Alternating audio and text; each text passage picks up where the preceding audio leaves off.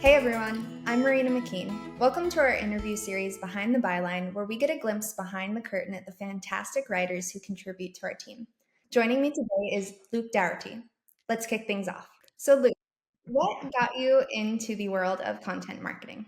So I have a background in journalism. I studied journalism in college, but then I took a long detour and worked in the coffee industry for quite a while. And so I was working in coffee at the end of college and just wasn't sure what I wanted to do. So that's where I ended up.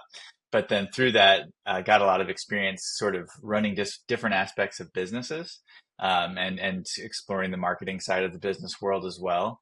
And so eventually I started to write for trade magazines while I was in coffee, just to kind of, I felt like I wanted to get going on writing again. And eventually, I started freelancing for a content marketing company.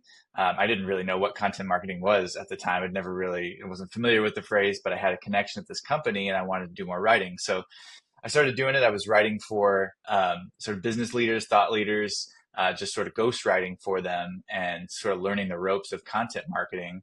And that went really well and just sort of started growing from there, started adding clients bit by bit, and then just eventually sort of pivoted to full-time freelancing from there. Awesome, very cool. I kind of love hearing about that, just the background and all of the different things that you've kind of had your Hmm. hands in. I would love to Sure. hear from you. What tools and techniques do you use to conduct research and gather insights about the topics you're writing about? Yeah, so that really depends kind of from client to client and what the topic is and what kind of depth and sort of level of research that it demands. So sometimes it's as simple as, competitor research on Google and comparing, what are other, similar businesses in this space writing about, and how are they tackling this topic. But then other times, some of the clients I work for are a lot more technical, or there's a lot more sort of demand for authority behind whatever the topic is, and so then it might be diving into, market research or other, academic research reports, things like that. But usually, all starting from searches on Google and then digging into the resources that are needed to sort of provide whatever depth of understanding I need to be able to convey things, and whatever the client needs in terms of having enough, authoritative sources behind the topic. So it really does vary kind of from client to client and the depth that's needed there. Yeah, for sure. And that's actually a great tie-in to my next question, which is how do you stay up to date with the latest trends and developments in the industries that you work with? Yeah. So again, that varies. So I've done the most in terms of financial writing and working with editing for financial clients. So that's an area I know really well, and kind of just through the work I'm doing, I'm kind of constantly immersed in it and stay up to speed pretty easily. But then other ones, there's some clients again on the more technical side where I might lean a lot on subject matter experts within the company to sort of, keep me up to speed on whatever it is, whatever the trends or the most important topics, or, the way that certain things are, talked about, or phrasing that's used, whatever it may be.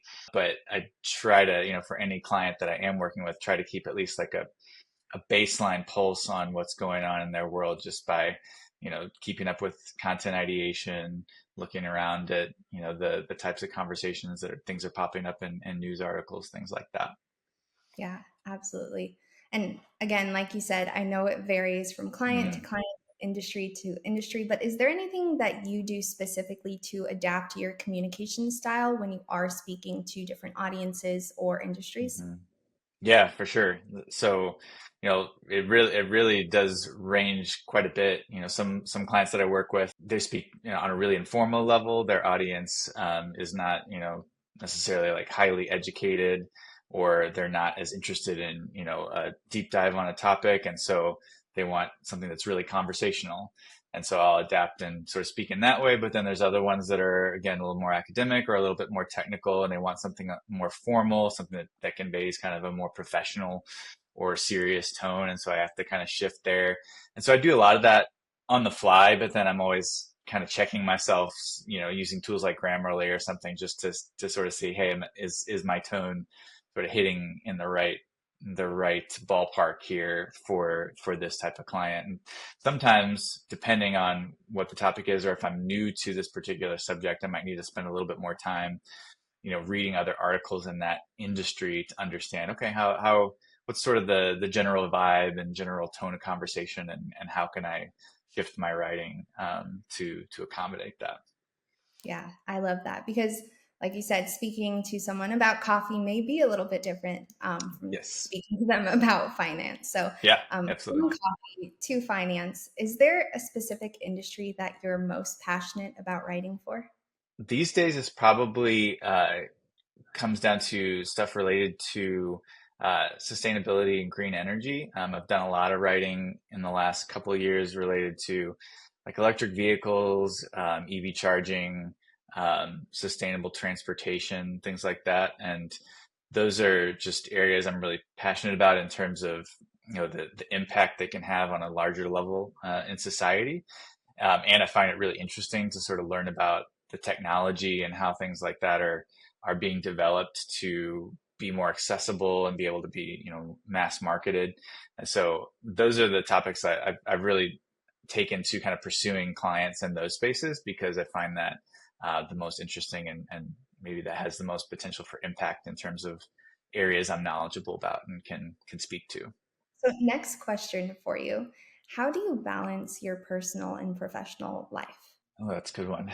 That can be challenging, especially in a freelance environment nowadays where you're pretty much working at home all the time. But I would say I have learned, I think, over the years doing this to try to set more firm boundaries in terms of when I'm at work and when I'm not, even though those two places are technically the same. I've gotten better about kind of setting up a workspace that's just sort of where I go to do work, and when I'm not there, I'm not in that mind frame and not in that zone. And then I also try to set those expectations really well with clients too, just in terms of when I answer emails or other types of communication, when I deliver projects, setting expectations for, yeah, just what my time frame for turnaround can be, things like that that are realistic to, my larger life goals and how I want my life to function, so that I'm not, trying to squeeze in work at every hour of the day, or doing it over weekends when I want to spend time with my family or whatever it may be. Yeah, I love that. Boundaries are so important. It doesn't matter what work you do, where you are, but probably Yeah. especially important for freelance for sure. So, Yes. you mentioned earlier in the interview that you are a huge music lover and you've written some content around music. If Mhm. you had your own financial backer and could create a music blog from the ground up, what would Oh. it look like? And what specific ways would you write about music that might make your blog unique? Oh, wow, that's a good question.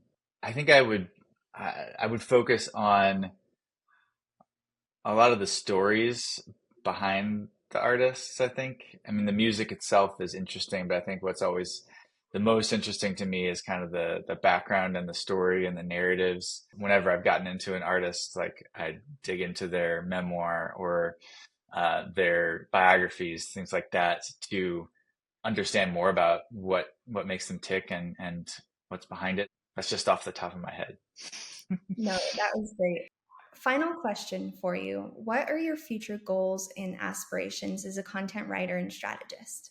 Really, right now, my focus is on um, running my business, to be honest. Like, I mean, I'm still always wanting to grow as a writer and strategist, and, with as a producer with clients I work with on that side. I've really, over the past year, seen how much of a difference treating my freelance work as a business can make in terms of work-life balance, and just how I feel about what I'm doing, and how I guess just sort of the end result of the work I put out.